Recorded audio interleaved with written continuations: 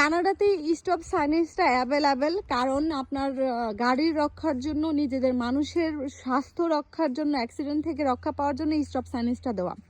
এখানে স্টপটা দেওয়া আছে এজন্য, এই যে দেখেন এটা কিন্তু ক্যাম্পিং সাইড, এই একটা রাস্তা, এই একটা রাস্তা, এই একটা রাস্তা। তো এখানে স্টপ কেন দেওয়া আছে সেটা আপনাদেরকে দেখায়। এই যে এখানে স্টপ সাইনেজ দেওয়ার মেন কারণ হচ্ছে এই যে একটা গাড়ি আসতেছে, এদিক থেকেও যদি গাড়ি আসে, বাট এইখান দিয়েও যদি গাড়িটা যায়, তো সেক্ষেত্রে আপনার এইটা যদি যায়, দুই দিক থেকে যদি গাড়ি আসে, সেক্ষেত্রে গেলে ক্র্যাশ হবে, অ্যাক্সিডেন্ট হবে, সবারই ক্ষতি হবে। সেজন্য এই রাস্তার মধ্যে যেখানে স্টপ দেওয়া আছে, যার যেভাবে লেখা আছে সেম ওইভাবে করেই কিন্তু স্টপের এখানে দাঁড়াতে হবে।